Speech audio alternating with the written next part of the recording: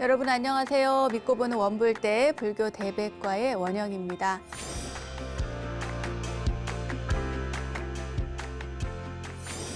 코로나19로 인해 우리 삶도 참 많은 것들이 변했어요.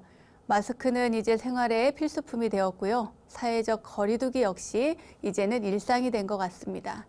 각박해져만 가는 세상에서 사회적 거리두기는 우리를 좀 더 외롭게 만들고 있지 않나 싶은데요. 이 마음의 문을 여는 손잡이는 마음의 안쪽에만 달려 있다는 말이 있습니다. 누군가와 친구가 되고 싶다면 그 사람이 다가와 줄 때까지 기다리는 것이 아니라 용기를 내서 내가 먼저 다가가야 한다는 뜻인데요. 지금 나는 마음의 문을 꼭 걸어 잠그고 있는 것은 아닌지 스스로를 돌아봐야 할 것 같습니다.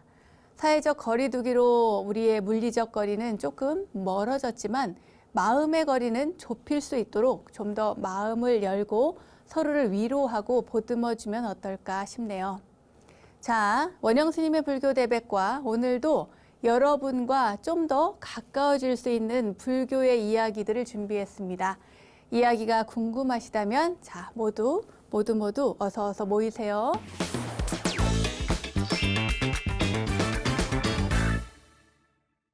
원영스님의 불교 대백과 첫 순서는 알고 보면 약이 되는 수많은 불교 이야기들과 불교 지식을 내 안에 원영스님의 불교 대백과 지식인 시간입니다.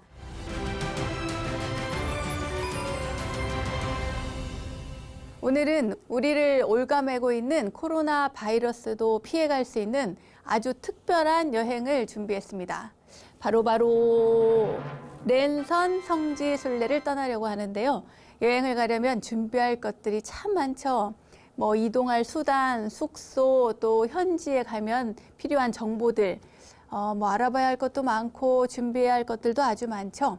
하지만 원불대만의 랜선 성지 순례는 아무 준비 없이 그냥 눈으로 또 귀로 즐기시면 되겠습니다. 코로나19가 종식되어서 마음껏 성지 순례를 다닐 수 있는 그날까지는 원불대 랜선 성지 순례를 통해서 행복한 여행의 추억을 쌓아보시면 좋겠습니다. 자, 그럼 불교 4대 성지와 8대 성지로 떠나보도록 하겠습니다. 불교의 4대 성지라면 이미 다녀오신 분들도 많이 계실 거예요. 다녀오신 분들은 그 시간들의 추억과 또 환희로움을 떠올리시면서 이 시간 함께 하시면 좋겠습니다. 자, 그럼 출발!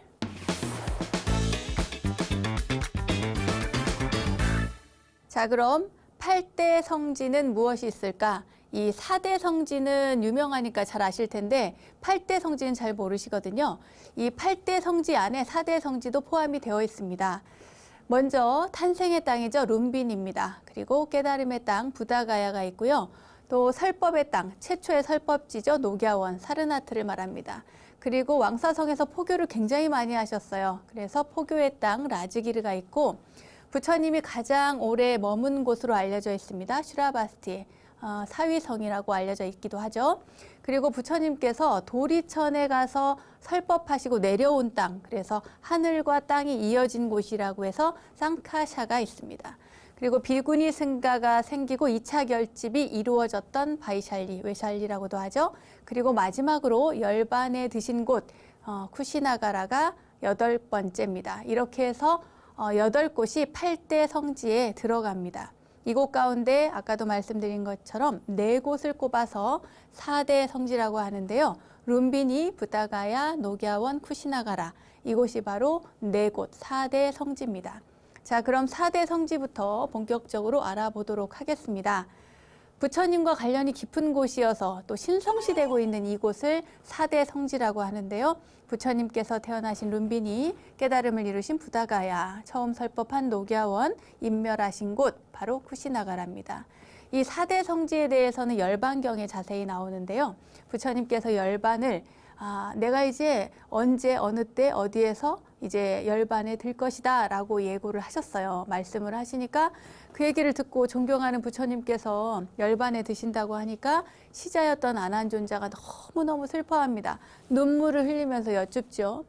만일 부처님께서 그렇게 떠나고 난 뒤에 우리가 대중이 부처님이 그리우면 어떻게 해야 할까요? 하고 여쭙습니다. 그때 부처님께서 우리 불자들에게 내가 열반에 든 다음에 찾을 곳으로서 네 곳을 알려주시는데요. 그곳이 바로 태어나신 곳 룸비니, 그리고 깨달음을 얻으신 곳 성도지죠. 보드가야, 그리고 첫 전법지, 설법지 사르나트, 녹야원입니다. 그리고 마지막으로 이제 인멸하러 가실 그곳 쿠시나가르, 이렇게 네 곳을 알려주셨습니다. 이것이 바로 열반경의 내용에 들어있습니다. 자, 그럼 룸비니부터 한번 살펴볼까요? 룸비니는 탄생지죠. 부처님의 어머니, 그러니까 출산을 앞둔 마야 왕비가 이렇게 만삭이 된 몸으로 친정에 갑니다. 왜냐하면 당시에는 관습에 따라서 출산을 하기 위해서 그 친정으로 가게 되는데 그 친정이 바로 콜리성이었어요. 나중에 석가족을 멸망시킨 그곳으로 아주 유명하죠. 네, 대부다라고 하는 콜리성으로 가게 됩니다. 그 가던 길에 룸비니에 있는 무우수나무 아래에서 바로 부처님 시달타 태자를 낳았다는 이야기가 있습니다. 그곳 바로 그 무우수나무 가지를 잡은 모습이 벽화에도 많이 나오는데요. 그 탄생지, 출생지가 바로 룸빈입니다. 현재는 네팔의 영토에 속해져 있죠. 인도 국경에서도 이렇게 올라갈 수 있는데 약 20km 정도 북쪽에 위치를 하고 있습니다. 이 룸비니는 뭐 예를 들어서 이슬람교도들이 항상 메카를 찾는다거나 또 순례자들, 기독교 순례자들이 예루살렘을 찾는다든가 하는 것처럼 우리 불자들에게는 꼭 찾아가야 할 영원한 성지 가운데 하나입니다. 이 룸비니는 네팔 남부, 그러니까 인도에서 보면 북쪽이고 그 네팔에서 보면 남쪽이겠죠. 이 국경 지역에 있는 테라이 평원에 있는데 처음에는 그 모르고 폐허로 방치되어 있었어요. 그러던 중에 1896년 독일의 고고학자죠. 포이러라고 하는 사람이 여기를 이제 탐험을 하다가 돌기둥에 세워져 있는 것을 보고 고대 비문을 보고 해독을 하면서 세상에 알려지게 돼요. 그래서 1997년에 유네스코 세계문화유산으로 등재가 됩니다. 왜냐하면 그때 그 비문을 해독하니까 이곳이 바로 그 시달타가 부처님이 태어나신 곳이라는 걸 알게 된 거예요. 이 룸비니 동산의 국제사원기구에는 이 용지를, 그러니까 룸비니의 땅을 99년간 무상으로 임대해주는 주권으로 많은 나라의 사찰들에게 이렇게 임대를 해주고 사찰을 건립하도록 했습니다. 그래서 우리나라 사찰도 거기 있어요. 어디? 대성 석가사라고 하는 곳이 있습니다. 기원전 249년 인도 마우리아 왕조의 3대 왕이죠. 전에도 설명을 해드렸습니다. 아주 유명한 왕 아소카 왕이 찾아와서 이곳에 4개의 불탑과 또 석주를 세우는데 그 돌기둥에 뭐라고 썼냐면 신들의 사랑을 받는 아소카 왕이 제20년에 석가모니, 그러니까 시달타가 태어난 곳을 방문하여 석주를 세운다. 룸비니 마을에 세금을 감면하고 그 이곳에서 나는 생산량의 8분의 1만을 바칠 수 있도록 그 권리를 준다라고 하는 그 칙령이 쓰여 있습니다. 사실 이 아소카 왕의 이 석주는 인도 땅 전역에 또 그 네팔까지 전역에 조금씩 남아 있습니다. 이 룸비니의 초창기 역사는요, 사실 중국의 유명한 순례자들이죠. 법현 3장 그리고 현장 3장 이분들이 쓴 글 기록에 많이 남아 있습니다. 직접 방문을 하셨고요. 그 방문을 하셨을 때 있었던 사원의 풍경, 그리고 불탑의 모습, 그리고 다른 건물들까지 자세히 묘사를 하고 있기 때문입니다. 이렇게 해서 룸비니 동산을 우리가 가보면은요, 그 다음에 그러면 부처님께서 이렇게 태어나셨고 나중에 출가하셨으니 성도하신 곳을 가봐야 되겠죠? 바로 부다가야입니다. 두 번째 성지. 이 부다가야는 부처님께서 보리수나무 아래에서 깨달음을 얻은 장소가 있습니다. 부다가야는 인도 북동부 비하르주 가야시에서 11km 떨어진 곳에 있는 성도지입니다. 부다가야, 특히 그곳의 마야보디 사원은 불교에서도 굉장히 유명한, 굉장히 중요한 성지죠. 이 밖에도 부다가야에는 부처님의 깨달음과 관련한 유적지가 아주 곳곳에 남아 있습니다. 유명한 전정각사는 부처님께서 그 깨달음을 얻기 전에 수행을 하셨던 곳이고요. 또 네란자라 강가, 그곳은 누구죠? 그 수자타, 수자타에게서 고행을 마친 그 시달타가, 그러니까 부처님이 되기 직전, 깨달음을 얻기 직전에 그 수자타라고 하는 소녀에게서 유미죽을 공양을 받고, 그리고 또 그곳에서 나중에 부처님께서 성도하신 이후에 그 가사파 삼형제가 있어요. 가섭 삼형제를 또 제도하셔서 그 제자로 받아들인 그런 장소들이 있습니다. 오늘날까지 전 세계 불교도들의 그 발길이 끊이지 않는 그런 아주 큰 성지죠. 부처님 성도지에는 기원전 3세기경에 아소카 왕이 세웠다는 마하보디 대탑이 서 있습니다. 이 대탑에서 사진 찍은 기억 있으신 분들 많이 계실 겁니다. 높이가 55m나 되는 방추형의 구층탑인데요. 저기 3km 정도 떨어진 곳에서도 아주 그냥 훤히 보이는 아주 웅장한 탑입니다. 현재의 탑은 409년과 637년 사이에 굽타 왕조 시대에 세워진 것으로 추측을 하고 있고요. 전체가 벽돌로 만들어진 초기 불교의 사원입니다. 이 대탑 주위에는 세계 각지의 불교도들이 건립한 그 봉헌탑들이 이렇게 있고요. 또 외벽 감실에는 불상이 모셔져 있습니다. 대탑 서쪽에는 금강보좌라고 해서 부처님이 깨달음을 얻은 자리라고 하는 유명한 자리가 있습니다. 그리고 그곳에 보리수 한 그루가 서 있죠. 이 부타가야의 유명한 마하보디 서원 같은 경우에는 이 보리수 나무, 보리수가 깨달음을 상징하고 부처님께서 그곳에서 깨달음을 얻었기 때문에 굉장히 중요하잖아요. 이 보리수 나무를 보호하기 위해서 그 가해를 이 돌 울타리로 뺑 둘러서 난순이라고 부릅니다. 난순. 이 돌 울타리를 쳐서 보리 도량으로 지정한 것에서부터 시작이 됐다고 해요. 이 마하보디 사원이. 특히나 마하보디 대탑은 1870년대 말부터 미얀마의 불교도가 다시 개보수한 것이라고 합니다. 부타가야의 유적의 중심은 뭐니 해도 보리수죠. 조금 전에 말씀드린 것처럼 깨달음을 상징하니까요. 근데 이 보리수 나무는 원래는 아슈바타 나무 혹은 피팔라 나무라고 불렸던 겁니다. 우리가 피팔라라고 보면은 인도나 다른 지역에 가서 보면은 있는데 그 피팔라 나무가 바로 보리수 나무입니다. 원래 보리수가 1876년에 이 태풍 때문에 폭풍 후에 쓰러져 죽게 되자 스리랑카에서 가져오게 됩니다. 이 스리랑카에서 가져온 이유는요. 이 스리랑카의 보리수가 바로 아쇼카 왕이 불교 전파를 위해서 딸인 상가미타 비구니를 파견했을 때 그때 함께 보냈던 묘목이기 때문에 그 상징적인 의미를 더해서 그쪽에서 가져오게 되었다고 합니다. 여기까지가 바로 부처님의 성도지인 부타가야에 대한 설명입니다. 자, 그럼 세 번째 성지로 가볼까요? 어딜까요? 맞습니다. 녹야원입니다. 최초의 설법지죠. 부처님께서 깨달음을 얻으신 곳, 그리고 그 다음에 설법지, 설법을 하러 가신 그곳, 그곳에 대해서 설명을 해드리겠습니다. 이 녹야원은요, 부처님께서 그 성도를 이루신 곳에서부터 녹야원까지 엄청 멀대요. 무려 200km가 넘는 곳으로 부처님께서 깨달음을 얻은 다음에 맨발로 그 200km를 걸어서 가셨습니다. 왜 가셨냐? 그 전에 함께 수행하던 수행자들이 있었어요. 5명의 수행자. 이 수행자들에게 내가 얻은 깨달음을 알려줘야 되겠다. 첫 전법의 대상으로서 함께 수행하던 그 수행자들을 선택을 한 겁니다. 그래서 부처님께서 그곳 녹야원, 사슴동산이라고도 하죠. 사르나트의 사슴동산으로 찾아가게 되는 겁니다.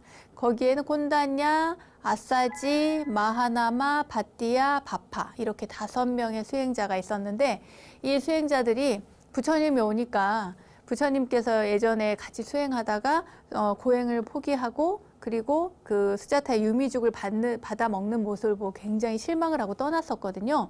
그래서 부처님이 오면 부처님을 외면하자 이렇게 약속을 합니다. 그렇게 떠났던 사람들이니까요. 저기 고타마가 오고 있다. 그는 우리와 함께 수행하다가 고행을 벌인 게으른 사람이다. 그가 오면 우리 아는 척도 하지 말고 맞이하지도 말자. 수행자의 의발, 그러니까 옷이나 가사나 바루도 받아주지 말자. 옆에 오면 그냥 앉거나 말거나 자리 정도나 그냥 주자. 이렇게 자기들끼리 약속을 한 거예요. 그런데 이게 웬일입니까? 부처님께서 다가오니까 갑자기 돌연 태도가 바뀌는 거야. 나도 모르게 엉거주춤 이렇게 일어나서 의발도 받아주고요. 그리고 부처님께서 발 씻을 물도 갖다 떠다 드리고요. 막 이러면서 자리도 내어드리고 지극정성으로 이렇게 막 합니다.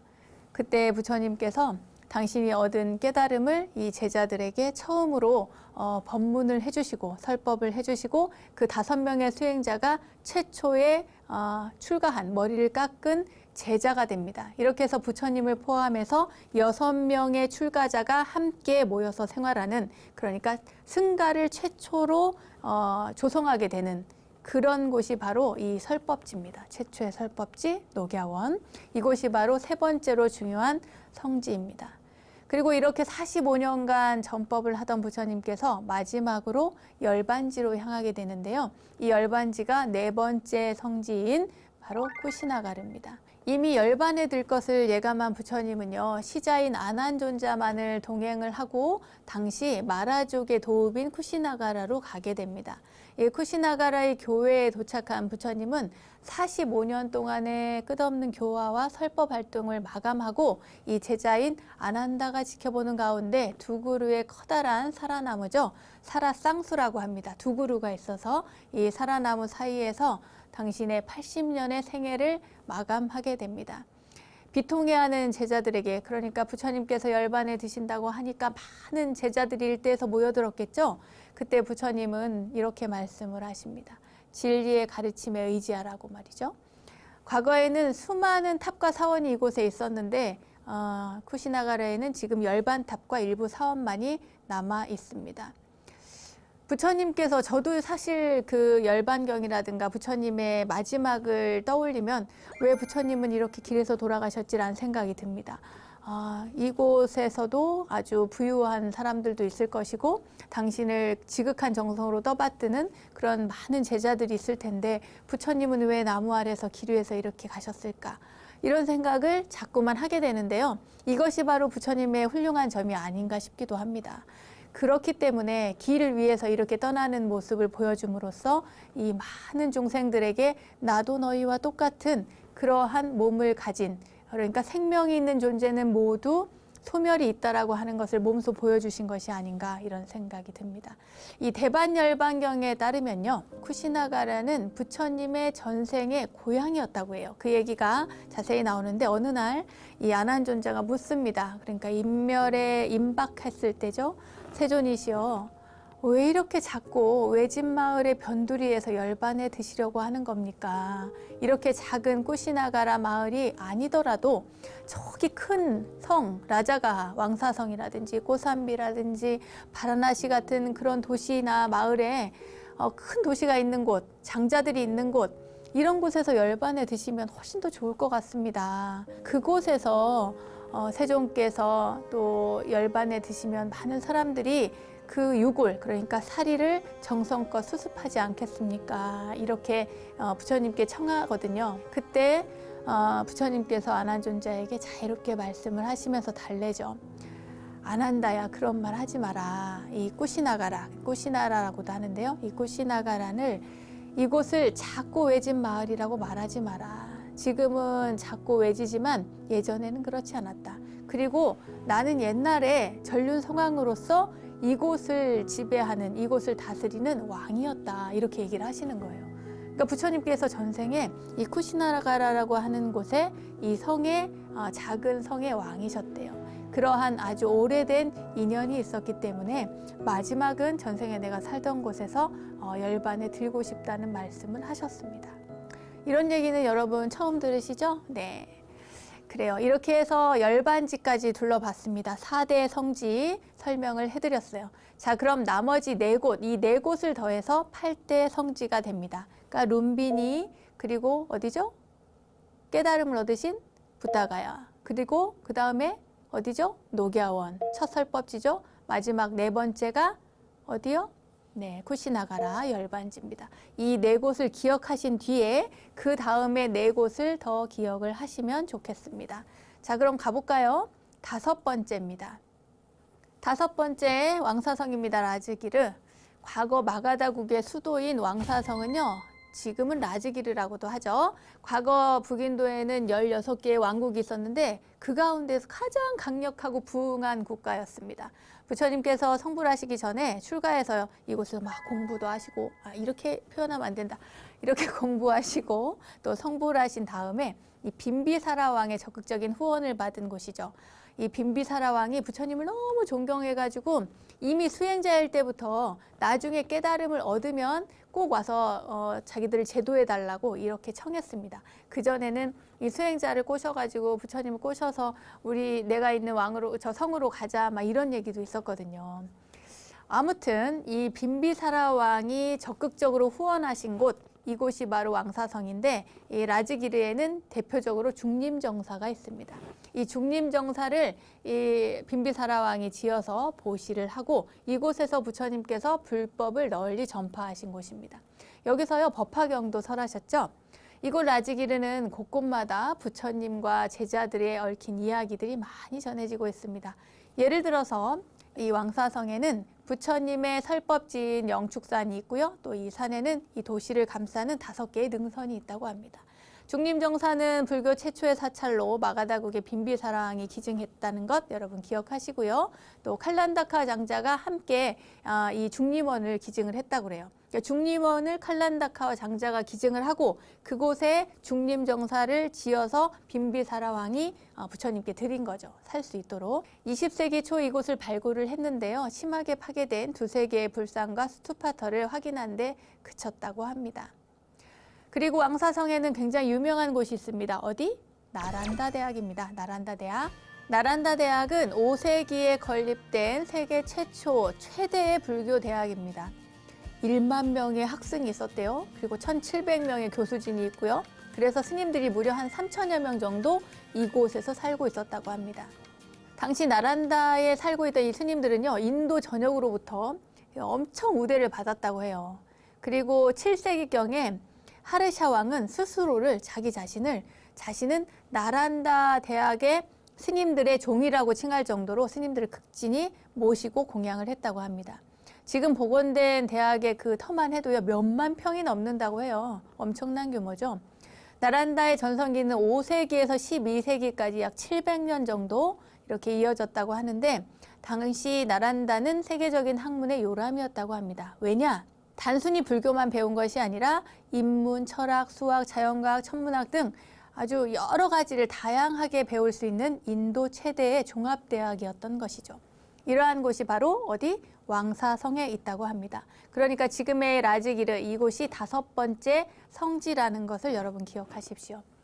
자, 중림정사가 있는 왕사성을 봤죠. 그 다음에는 어디로 갈까요? 중림정사 하면 그 다음에 떠오르는 정사가 하나 있죠. 바로 기원정사입니다. 이 기원정사는 어디 있냐면 사위성에 있대요. 사위성. 사위성은 슈라바스티라고 하는 지역입니다. 슈라바스티는 과거 코살라국의 수도 바로 사위성을 말하는데요. 이곳은 다른 불교 성지와 달리 거의 복원이 되어 있지 않았던 곳이래요. 그런데 최근에 인도 고고학회에서 사위성 일대를 발굴 조사를 했다고 합니다. 그리고 부처님은 생전에 이곳에서 가장 많은 시간을 보내셨던 걸로 유명한데요. 무려 이 기원정사에서 17번의 안거를 나셨어요. 그러니까 17년을 기본적으로 이곳에 사셨다는 얘기입니다. 사위성에는 기원정사를 기부한 스다타 장자의 집터도 있고요. 스다타 장자는 원래가 부처님을 잘 몰랐어요. 코살라국에는 불교가 아직 부처님의 존재가 그렇게 알려져 있지 않을 때 아들의 결혼 문제로 그 왕사성에 가게 돼요. 왕사성. 그러니까 마가다국에 갔다가 거기에 처남집에 들렀는데 처남도 굉장히 잘 살았대요. 부잣집에 잘 살았는데 그때 막 부잣집이 막 음식을 하고 난리가 난 거예요. 막 큰 행사를 준비하는 것 같았습니다. 그래서 무슨 일이냐 했더니 부처님을 청해서 부처님께 법을 듣기 위해서 이렇게 공양 준비를 한다는 거예요. 부처님과 제자들을 모셔서 공양을 올린다는 겁니다. 그래서 부처님이 도대체 어떤 사람인데 이렇게 굉장히 궁금해합니다. 그런 다음에 그 부처님의 존재에 대해서 다 듣고 나중에는 거기서 부처님을 직접 친견을 하게 됩니다.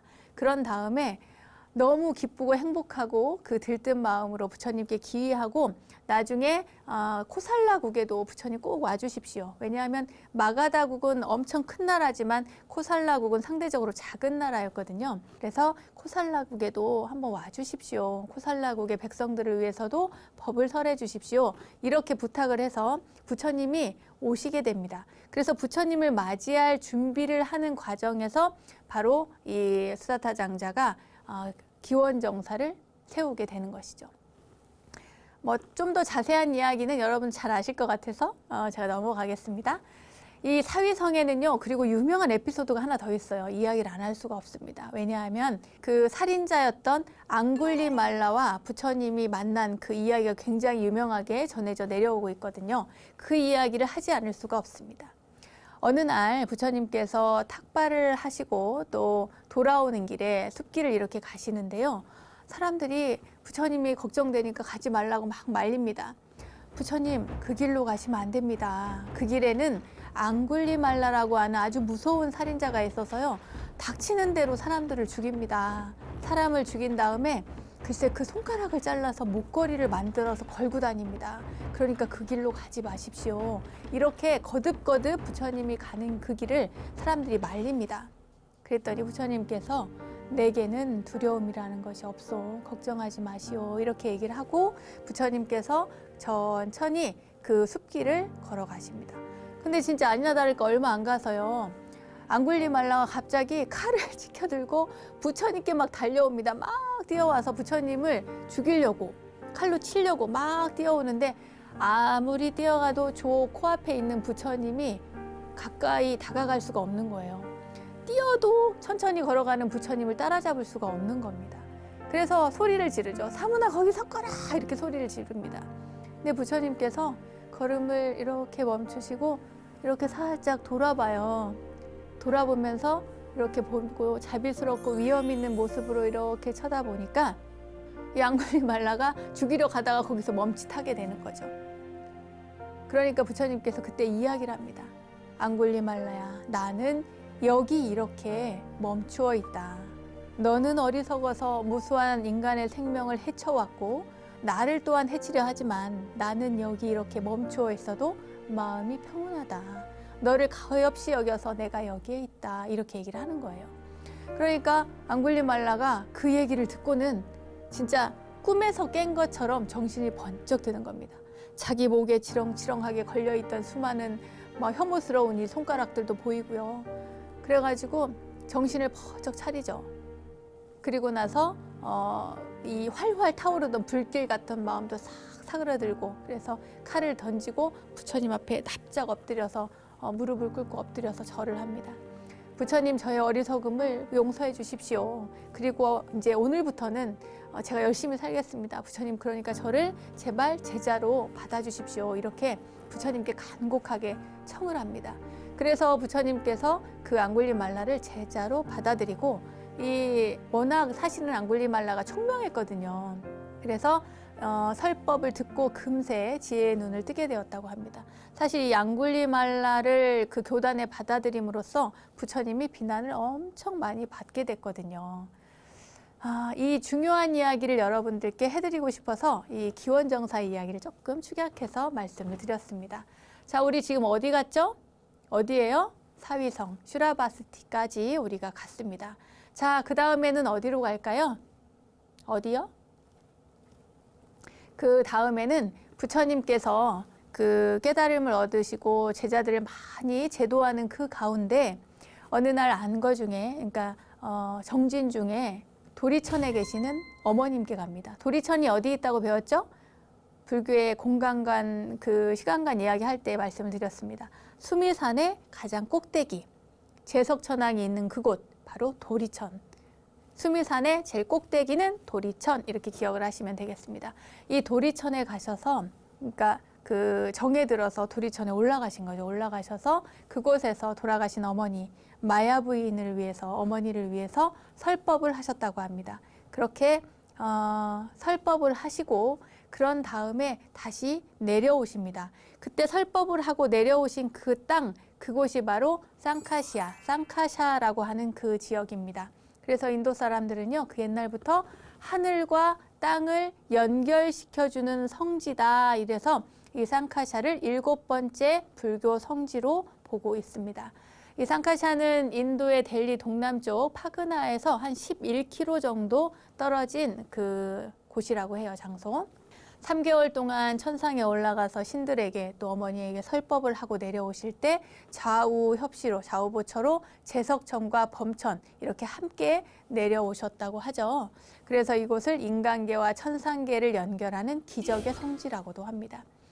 일찍이 정말 많은 승원과 대탑이 이곳에 건립되어 있어서 불교 성지 또 불교 순례자들의 발길이 끊임이 없었습니다. 아소카 왕의 코끼리 도시라고도 불리게 되는데요. 이곳은 아소카 왕이 세운 아소카 석주가 있는데 물론 파손이 돼서 몸 일체 부분하고 상륜부 코끼리가 훼손된 채로 보존되어 있다고 합니다. 이 지역은 석가족들이 많이 살고 있고 또 지금 현재도 그 불교 국가들이 와서 이곳에 그 사찰을 건립을 하려고 하고 또 건립하고 있고 또 많은 포교 활동을 하고 있습니다. 이 쌍카샤 여러분 좀 낯선 단어일 수는 있는데요. 부처님께서 어머님께 그리고 천인들에게 설법하고 땅에 내려오신 곳, 하늘과 땅을 연결짓는 곳 이렇게 기억을 하시면 좋겠습니다. 그 다음에 8번째입니다. 8번째 벌써 마지막 순례지, 마지막 성지를 가보도록 하겠습니다. 8번째 마지막 성지는요. 바이샬리입니다. 외샬리라고도 하죠. 이곳은 겐지스 강변에 위치하고 있습니다. 강가에 있어요. 부처님 생전에 리차비족의 수도였던 곳입니다. 이곳은 당시에도 부처님 당시에도 그렇고 그 이후에 더 많이 발전이 되긴 했지만 장사가 상업이 아주 크게 발달되었던 도시입니다. 이 강을 끼고 있어서 더 상업이 많이 발달했던 모양입니다. 새로운 사상도 그러니까 많이 들어왔겠죠. 사상의 형성이라든가 전파력도 굉장히 컸던 곳입니다.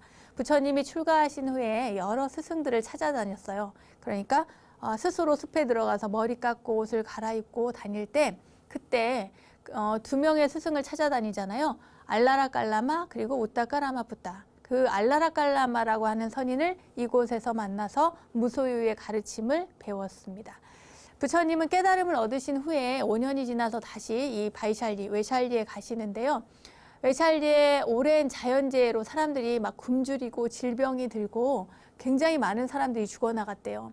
그때 사람들이 바라문의 전통적인 방식으로 신에게 제사를 지냈는데 별로 효과가 없었어요. 그래서 이 리차비족은 라자가의 그때 당시에 왕사성에 부처님이 계셨는데 그 부처님을 초청을 합니다. 부처님 제발 이곳에 좀 와주십시오라고 청한 거예요. 그래서 이제 대중들은 말릴 거 아닙니까? 부처님께서 그렇게 질병이 많은 곳에 막 그 사람들이 죽어나가는데 그곳에 가신다고 하니까 많은 제자들이 말렸을 텐데 부처님이 가시죠. 그곳에 가니까 이게 웬일입니까? 부처님께서 바이샬리에 가니까 세상에 병이 점점 사라지고 없어지는 거예요. 그 후에 이 바이샬리, 그러니까 외샬리에 부처님께서 좀 한동안 머무시고요. 머무시면서 설법을 하고 많은 대중들을 교화시킵니다. 그래서 바이샬리의 왕과 백성들은 그 부처님께 감사하는 마음으로 이 나라에도 이곳에도 대림정사라고 하는, 그러니까 중림정사나 기원정사처럼 대림정사라고 하는 정사를 지어서 부처님께 공양을 올리고 부처님께 이곳에서 오실 때마다 이곳에 머물 수 있도록 했다고 합니다. 부처님은 생애 마지막 하한거를 바로 이 바이샬리, 외샬리에서 보내시고요. 그 뒤에 쿠시나가라로 가셔서 3개월 뒤에 열반에 드셨습니다. 이 바이샬리는 그리고 저희 같은 비구니들에게도 굉장히 중요한 지역입니다. 왜냐하면 첫 비구니의 탄생지이기도 하거든요. 부처님의 이모이자 양어머니죠. 마하바자파티가 그 정반왕, 그러니까 남편의 장례식, 정반왕의 장례식을 치른 다음에 석가족의 여성 500명과 함께 그 출가를 하겠다고 바이샬리에 있는 부처님을 찾아옵니다. 오셔가지고 막 눈밖에서 눈물을 흘리면서 막 흙먼지를 뒤집어 쓰고 막 엉망진창으로 그런 상태에서 눈물을 흘리면서 제발 우리 출가를 허락해달라고 빌어요. 근데 부처님은 한사코 거절하시죠. 왜 거절하셨을까요? 왜냐하면 당시에는 이 모든 수행자들이 탁발을 해서 먹고 살았잖아요. 근데 탁발을 하고 또 이렇게 만행, 유행 생활을 하는 수행자에게는, 여성 수행자에게는 너무나 위험한 것이었기 때문에 그래서 부처님께서 일단은 출가를 거절하셨습니다. 세상의 평판도 먼저 이제 문제가 되긴 했겠지만 그 평판보다도 여성 자체가 출가 생활을 하기에는 너무 위험하다. 그렇지 않겠습니까? 지금도 인도 땅은 여자 혼자 여행을 하기엔 너무 어려운데 2600여 년 전에 부처님 당시에 이렇게 여성이 혼자서, 물론 혼자는 아니겠지만 여러 명의 여성이라도 이 산이 많고 험한 지역을 다니다 보면 너무 위험한 일들이 많이 생기겠죠. 그래서 부처님께서 거절을 하셨습니다. 그러나 나중에는 안한존자가 계속 청을 하고 허락해 달라고 부탁을 해서, 그리고 질문을 여러 번 했거든요. 왜 여자는 깨달음을 얻을 수 없습니까? 뭐 이런 질문을 해가지고 아니다, 그렇지 않다. 부처님께서 이제 그렇지 않음을 인정하시고 허락을 하게 되죠. 부처님의 속가 아내였던 야소다라도 또 이 고타미 마하바자파티와 함께 출가를 해서 부처님의 정말 수제자들과 맞먹는 그런 지혜를 성취했다고 합니다. 아주 총명한 그런 분이셨던 모양이에요. 자, 여기까지 8군데 8대 성지를 알아봤습니다. 불교 지식을 내 안에 원불대 지식인 시간, 오늘은 원불대 랜선 성지순례라는 주제로 여러분과 멀리, 아주 멀리 부처님의 세계로 떠나봤습니다. 그런데요, 이렇게 여러분께 불교 성지들의 이야기를 들려드리니 정말 떠나고 싶어집니다. 우리도 곧 떠날 수 있겠죠? 그날을 고대하면서 오늘 여행은 마무리하겠습니다. 자, 불교 지식을 내 안에 원불대 지식인, 오늘은 여기까지.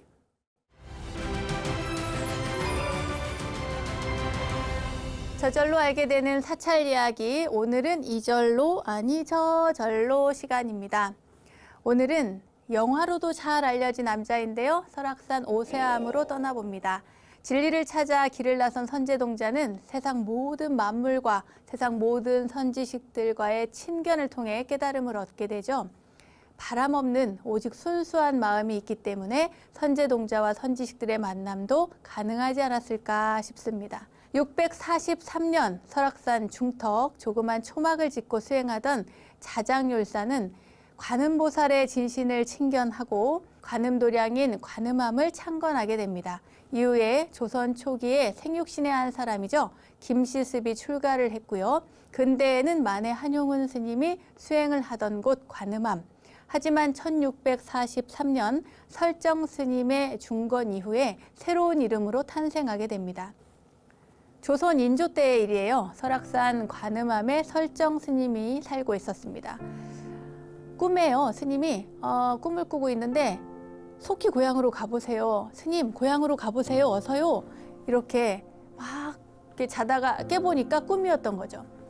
아름다운 오색구름을 타고 와서 자꾸 흔들어 깨우던 사람은 바로 관세음보살님이구나. 이렇게 생각을 했습니다. 그리고 스님은 진짜 고향으로 가게 되죠. 설악산에서 고향인 충청도 두매산골까지는 꼬박 사흘을 밤낮 없이 걸어야 했습니다.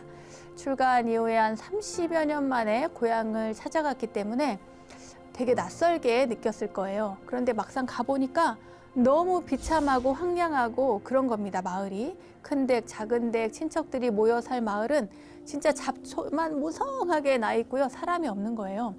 스님이 이상하게 생각이 들어가지고 어릴 때 살던 집을 기억을 더듬어서 찾아가게 됩니다.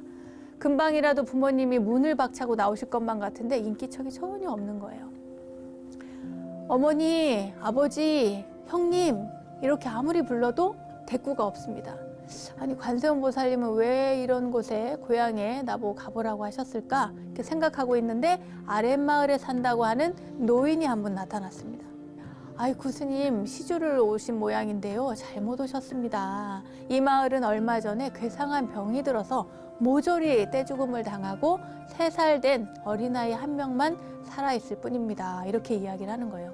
그래서 그 노인과 함께 그 3살 됐다는 그 아이를 이렇게 살펴보니까 따져보니 그 아이가 바로 이 스님의 조카였던 거예요. 조카뻘이 됐던 거예요. 그래서 스님은 할 수 없이 조카니까 핏줄이니까 아이를 등에 업고 설악산 관음암으로 돌아가게 됩니다.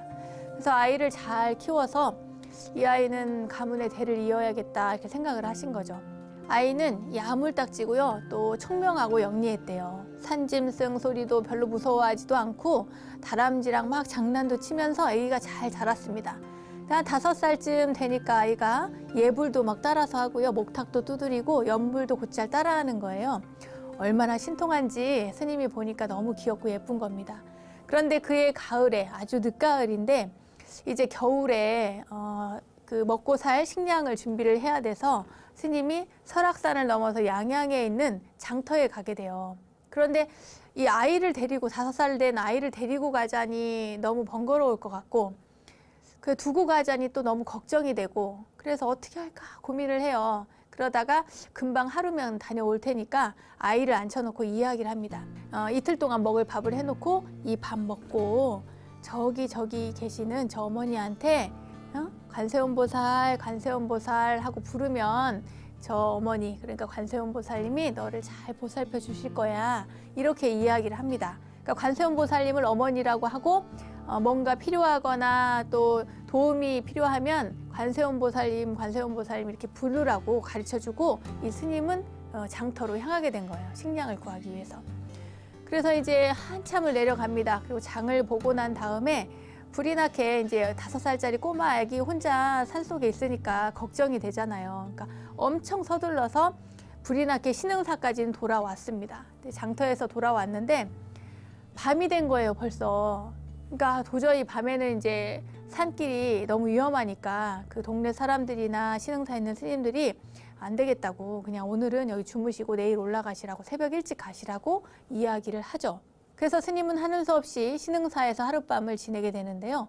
그러고 나서 새벽에 일어나서 일찍 출발하려고 문을 딱 여니까 세상에 이게 웬일입니까? 밤사이 눈이 하얗게 쏟아진 거예요. 앞이 안 보일 정도로 눈이 쏟아지는 겁니다.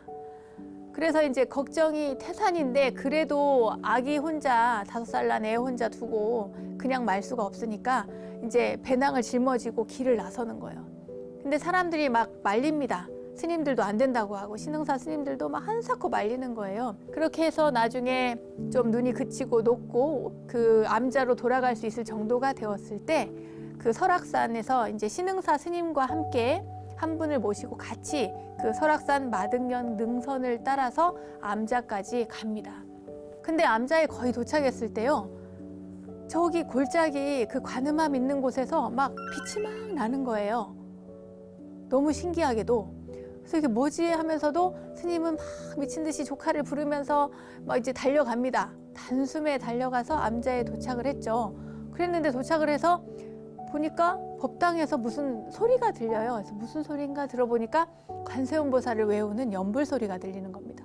그래서 놀래가지고 막 쫓아가서 법당 문을 탁 여니까 관세음보살 하면서 아기가 연불을 하고 봤더니 거기에서 이제 방광, 빛이 막 나는 거예요. 환한 빛이.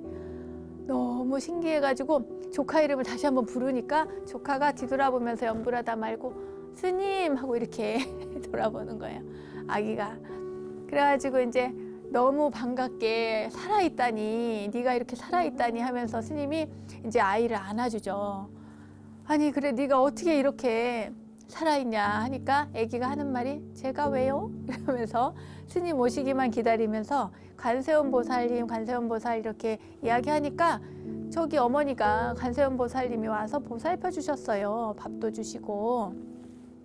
그래가지고 스님이 너무 감격해가지고 그 어린 아이를 끌어안고 관세음보살 감사의 마음으로 관세음보살의 명호를 막 불렀죠. 이 5살 난 조카는요 정말 한없이 맑고 깨끗한 마음으로 관세음보살님을 믿고 그리고 연불을 했기 때문에 그 무심의 경지에서 이렇게 연불도 하고 어느 정도의 경지에 이르렀던 모양입니다. 그래서 이렇게 방광까지 하고요.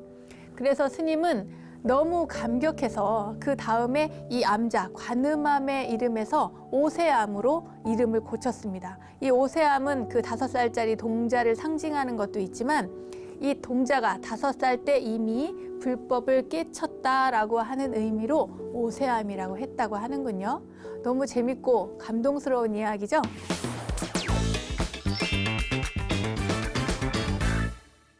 원영 스님의 불교 대백과 오늘도 유익하고 즐거운 시간 되셨습니까? 세상의 모든 불교 이야기를 모아서 여러분들께 전해드리고 있는 원영 스님의 불교 대백과 오늘은 원불대 랜선 성지순례 가벼운 마음으로 한번 떠나봤고요. 설악산 오세암에 전해져 오는 이야기까지 전해드렸습니다.